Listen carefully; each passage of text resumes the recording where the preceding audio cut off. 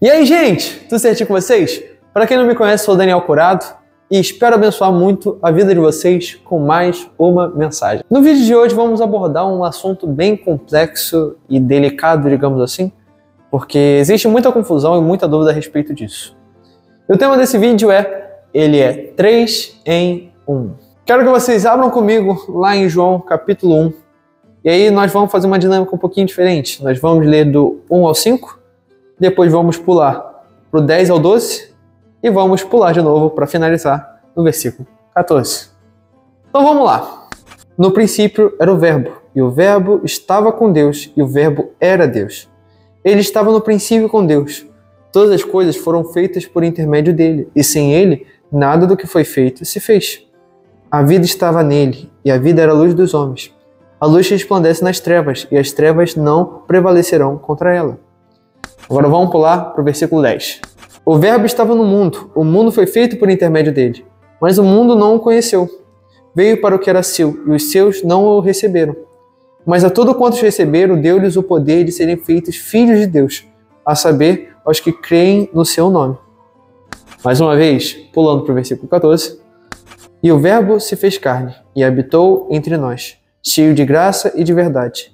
Vimos a sua glória, glória como do unigênito do Pai. Como eu disse, muitas pessoas acabam tendo muita dúvida a respeito desse tema, por mais que ele seja simples, ele é complexo na sua simplicidade, e muita confusão é feita. Sempre levanto perguntas do tipo, Jesus é Deus? Se Jesus era Deus, então por que ele clamava pelo Pai?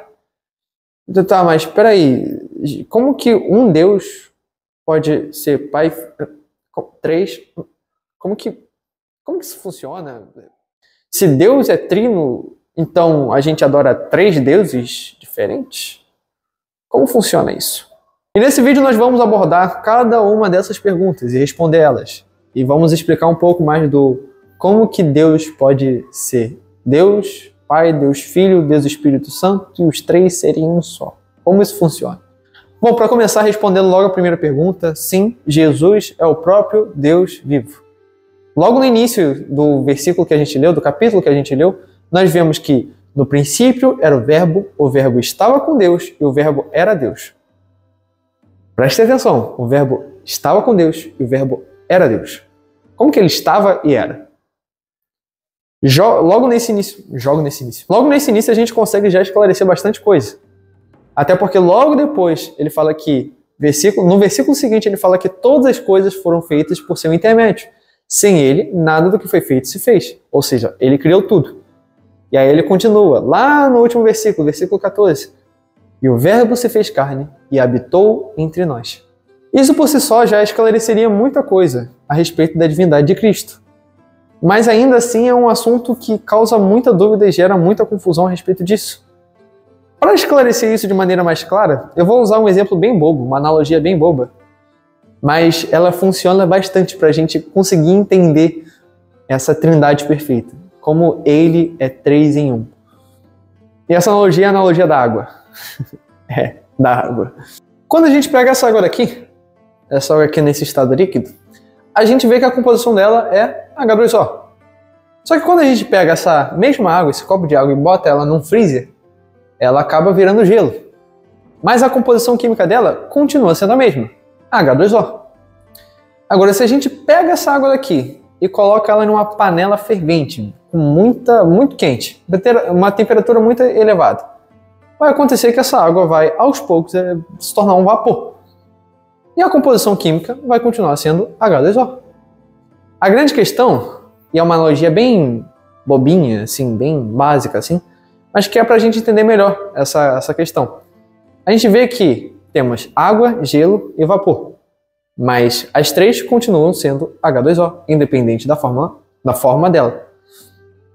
Então, da mesma forma com Deus, nós vemos que temos Deus Pai, Deus Filho e Deus Espírito Santo. 3 em 1. Com esse exemplo bobo, a gente consegue entender que nós não adoramos 3 deuses diferentes. Não, nós adoramos apenas um Deus, mas que se manifesta de 3 formas diferentes. Quando nós pegamos Jesus, o próprio Deus vivo, como diz lá em Hebreus 1, que era o resplendor da glória perfeita do Pai, nós vemos que ele era 100% Deus. Mas ao mesmo tempo, ele também era 100% homem. A grande questão é que se ele fosse 100% Deus, o seu sacrifício não teria o mesmo impacto. Ele seria considerado o famoso café com leite. Hoje eu tô cheio das analogias. Não tem quando você brincava quando criança, quando você era criança, brincava e tinha sempre aquela pessoinha que era o famoso café com leite? Ah, não, ele não conta, ele é café com leite. Se a gente for considerar que Jesus ele era 100% Deus e negar completamente a sua humanidade, nós não conseguimos ver o quão impactante é o sacrifício de Cristo. E a gente acaba se colocando em um lugar tipo, não, ele não sabe meu sofrimento. Ele sofreu sim, ele sofreu muito. Mas ele era Deus, tipo, pelo amor de Deus, né? É o famoso café com leite. Não, ele não conta, ele era café com leite. Não é assim que funciona, gente. Jesus, mesmo sendo Deus, ele se despiu de toda a sua glória, se esvaziou de toda a sua glória, de toda a sua majestade, para morrer em nosso lugar. E isso é muito bem abordado por Paulo lá em Filipenses, capítulo 2, do versículo 5 ao 11.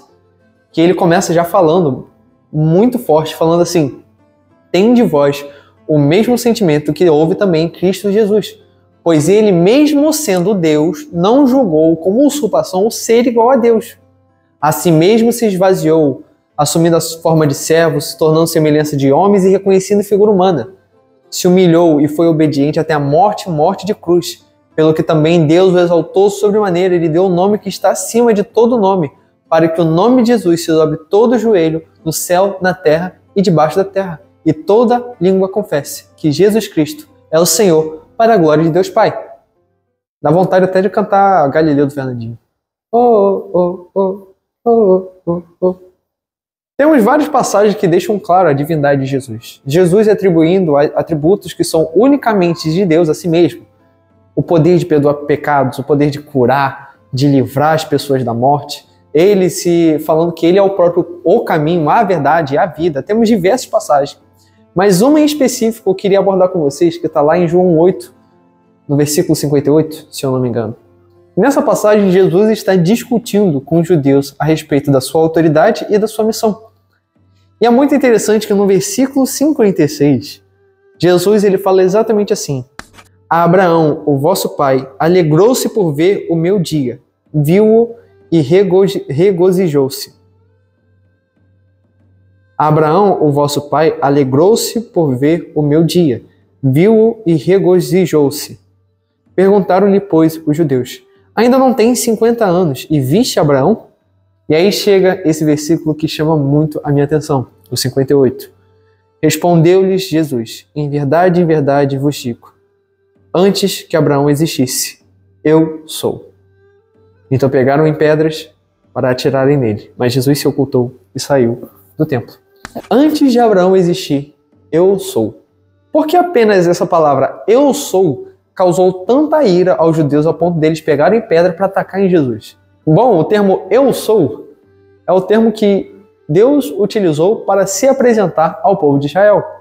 Quando Moisés tinha sido levantado por Deus para libertar o povo de Israel, Moisés perguntou a Deus: tá, Deus, beleza. Agora, se me perguntarem em nome de quem que eu vou, o que eu vou responder? E Deus vira para Moisés e fala que o eu sou o que sou te enviou. Tá bom? Por isso os judeus ficaram tão irritados com Jesus. Porque o eu sou é apenas atribuído a Deus. E Jesus estava atribuindo a si mesmo. Assim como diz em Hebreus capítulo 1, no versículo 3. Jesus é o resplendor da glória perfeita do Pai. A exata expressão do seu ser. Vocês conseguem entender isso? Agora vamos falar um pouco sobre o Espírito Santo. Porque a gente abordou muito sobre a divindade de Cristo, de Jesus ser o próprio Deus vivo. Agora nós precisamos abordar a outra parte da Trindade, que é o Espírito Santo. Em João capítulo 16, versículo 7, Jesus fala que era necessário ele ir para que o Consolador viesse, para que o Espírito Santo viesse. E depois ele fala que os discípulos, depois da sua morte e ressurreição, ele adverte seus discípulos para não saírem de Jerusalém até que o Espírito Santo viesse. A grande questão é que nós não podemos fazer nada sem a presença do Espírito Santo. E os discípulos da mesma forma. Por isso Jesus os advertiu: não saia de Jerusalém, não saia anunciando o meu evangelho, fazendo minhas obras e manifestando o meu poder antes que venha o Espírito Santo. Porque se vocês forem antes que venha o Espírito Santo, vocês não vão conseguir. Um livro que eu estou lendo bastante é o Deus Esquecido, do Francis Chan. E logo no início dele, ele traz uma afirmação fortíssima. E também ele aborda esse tema na contracapa, essa frase. E eu gostaria de fazer essa citação aqui, e ler essa citação, né? Que ele fala assim: se eu fosse Satanás e o meu objetivo final fosse frustrar os propósitos de Deus e o seu reino, uma das principais estratégias seria levar os frequentadores das igrejas a ignorar o Espírito Santo. Se Jesus, que estava na terra, era o próprio Deus vivo, o nosso Consolador, disse que era necessário ele ir, então significa que o único capaz de preencher a lacuna deixada pela sua ida seria alguém do mesmo nível dele. Então Cristo, com a sua ida, deixou conosco, habitando dentro de nós, o seu próprio Espírito, para que nos conduzisse em direção a Ele. Para, como Jesus ele mesmo disse, para nos convencer de todo pecado, nos convencer de toda injustiça cometida por nós e nos conduzir para a vida eterna. Vocês conseguem entender isso? Bom, é isso. Esse vídeo foi um pouquinho complicado de explicar, eu tentei simplificar ele da melhor maneira possível. Se ainda te restou dúvidas, lembra do exemplo da água. Eu já não tem mais água aqui porque eu bebi, hidrate-se. Mas do mais é isso. Espero ter ajudado vocês. Espero ter abençoado vocês com mais uma mensagem. Se inscreva no canal, deixa o like, compartilhe esse vídeo, ative o sininho das notificações. Isso ajuda pra caramba. Ajuda o Evangelho e a Palavra de Deus ser espalhada para mais pessoas e edificar a vida de mais pessoas. E é isso, gente. Um beijo no coração de melão de vocês. Até o próximo vídeo. Tchau, tchau.